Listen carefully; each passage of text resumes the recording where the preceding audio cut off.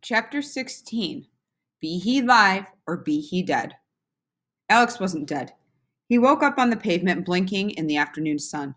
Ambulance sirens blared, and a crowd of concerned animals gathered around him. High above, he saw Dorothy leaning out over the edge of the rooftop.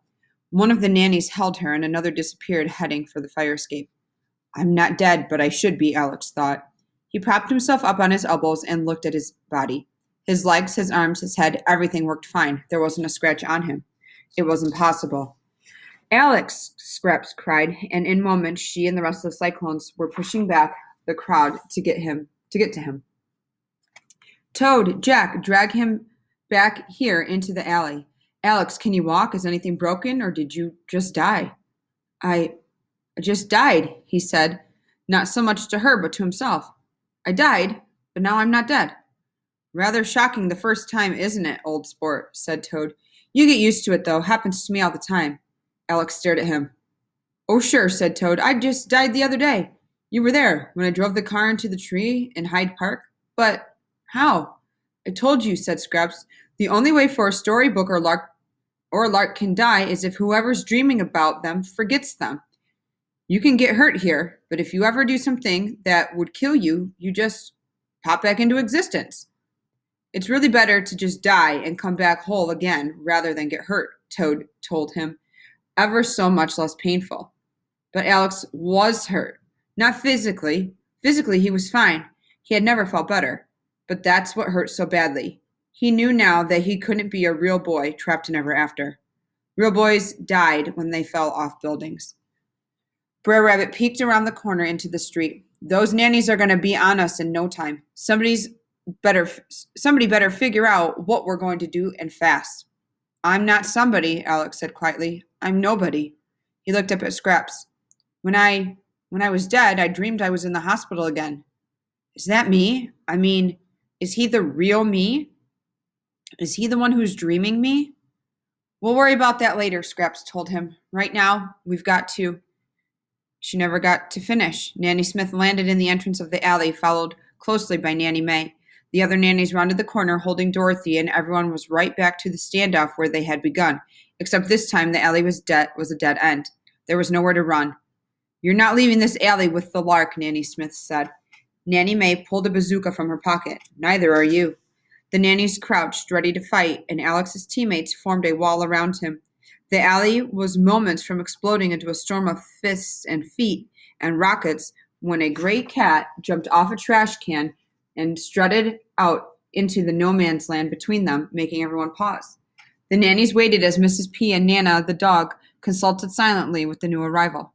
After a time, Mrs. P turned and looked at Nanny May, and Nana let out a woof, and Nanny, holding Dorothy, let her go. Well, Nanny Smith said, that's that then. Sorry, May, nothing personal, of course. No, Nanny May said coldly, of course not. Ladies, Nanny Smith said, and the other nannies filed out of the alley behind her. The chase was off. What just happened? Dorothy asked. Nanny May slid the bazooka back down into her pocket. The wizard has rescinded his order, she told them. He changed his mind? Scraps asked. No, the wolf did. He struck a deal with the wizard. The wolf will cease eating people if he's granted a pardon and allowed to play in the Ever After baseball tournament as a member of the Grim Reapers. He what? Dorothy asked. He wants to play? Why? Nanny May beat dust from her trench coat. I don't know. The big bad wolf never gives up. Never, said Scraps. Indeed, the nanny said. I don't like it one bit, but the ceasefire gives us a moment's peace and leaves us with only one front. But the wolf can't promise not to eat people, Dorothy said. It's what he does. It has to be a trick. Maybe he just wants a wish from the wizard like the rest of us, Jack said. That made them pause for a moment, each picturing just what awful things Ever After's most notorious villain could do with a wish. Nanny May, you're going to stay with us, aren't you? Dorothy asked. Yes. A good soldier never abandons her regiment. Now, I do believe we're going to have to give her the gun if we're to make it to our game on time. Shall we get moving? Alex wasn't thinking about their next game, though, or what the wolf wanted with a wish, or how the wizard could have agreed to give him up. All he could think was, I'm not real. Unreal, said Brer Rabbit. Toad threw up his hands. To have come all this way for nothing. We've lost, Jack wailed. I don't understand. What? Alex said, coming out of his trance.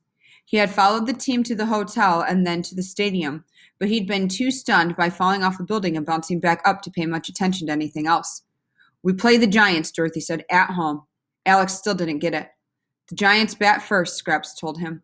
Which means we ain't never going to bat, Brer Rabbit explained.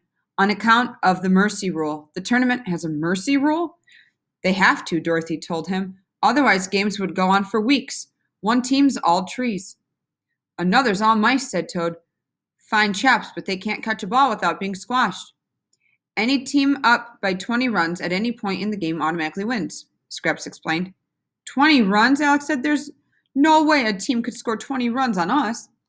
You ain't never played against giants, Brer Rabbit told him. Alex understood as the Giants stepped over the outfield wall into the stadium to the cheers of the fans. Throom, throom, throom. The bats and the bat rack clattered with every step they took. Well, it was a good run while it lasted, Nanny May said. Eat me, Alex said. The nanny raised herself up. I beg your pardon, young man. Eat me cake. I still have some in my pocket from Wonderland. The eat me cake. Makes you grow taller, said Toad. Good show, old man. You want me to eat 2-day-old cake out of this boy's pocket? Brer Rabbit asked. Put a sock in it, Hare, said Nanny May. She dug in her pockets. Here, I believe I have some butter in here somewhere. But I don't eat, Jack said. Neither does Scraps or Tick-Tock. Alex hadn't thought of that. We're just going to have to play short-handed, Dorothy told them. So to speak, Toad said. The Cyclones, who could eat swallowed equal portions of the cake, and soon they began to grow to enormous size. It was dizzying being that tall, but fun too. The fans in the stands looked like action figures to Alex. Then he remembered how small Toad had looked from atop the roof and how far he had fallen. Of course I can grow to be a giant here, he thought. I'm not. He couldn't think what he was or wasn't.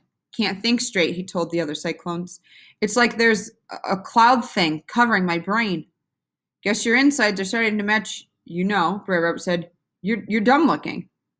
It's being giant, Dorothy told them. Giants in storybooks are stupid. Having big brains doesn't make them smarter. It makes the thinks they think have farther to go. Don't know how long cakes will last. Need to win before we small again. The players who couldn't become giant-sized were put on the bases, and Dorothy spread the rest of the team inside and outside of the stadium. Giant hit ball long way, she told them, already sounding more stupid. Even though the Cyclones were now their size, the Giants were still a formidable team. A big friendly giant proved to be a clever hitter, and Paul Bunyan was as good with a bat as he was supposed to be with an axe. The Cyclops, at least, was easy to strike out, no depth perception, but a massive Indian giant named Kumharabanarana tore the cover off the ball, literally, and stomped around the base paths, taking each base in 2 big strides. Scraps kept a foot on second, waiting for Pinkerton's throw from 2 miles away, and paid no attention to the giant trudging at her. Cloth girl, Dorothy cried. Big man coming. Get away. Scraps didn't move. She hung in for the throw, but the giant beat it to the bag and stomped her flat. Her body kicked up behind him and flopped lifelessly to the ground as the Giants turned towards third. Alex thundered over and plucked Scraps' trampled remains off the ground. Patchwork girl, he wailed. His huge tears sent the ground crew running for a tarp to cover the infield. I'm all right, Scraps told him. Just give me a shake and knead my stuffing around a bit, will you? Dense as he was as a giant, Alex understood. Pretend people, no die, he said. That's right, Scraps told him. I'm sorry, Alex. The game resumed, and Alex took his place half a mile away, straddling a busy sidewalk. All those little people, all those storybooks and larks, and he was just like them. He was somebody else's dream. The next giant fought off Dorothy's first pitch with a towering foul ball that sliced out of the stadium, and Alex's instincts took over. He thundered through the busy streets and out into the suburbs like a dog chasing a firefly. 10 miles outside of town, he tripped over an interstate overpass and went sprawling, but he caught the ball in his outstretched hands and slid to a stop against a tall line of trees. He stood, smiling down at the little pebble he held in his hand, but then a sad, lonely feeling tugged at him, and he saw where he was. The Wild Woods. The name was written there on the tops of the trees. The Wild Woods were unlike any other forest Alex had ever seen. There were no birds tweeting, no animals darting about, no empty spaces between the trees. There wasn't even a wind to rustle the leaves. There was something about the place that made Alex want to run away, but there was something in there that pulled at him too, like it would be the perfect place to crawl inside and hide forever, where there would be no big bad wolves and no falls from buildings and no bad dreams to deal with. They belonged together, the forest whispered, Alex and the Wild Woods, like a ball needed a glove. Alex put a foot inside the woods, knocking down a clump of trees. He was about to put his other foot in to plow through the middle of the forest and lie down and hide away from everyone and everything forever, when a giant hand grabbed his shoulder and held him back. Dorothy.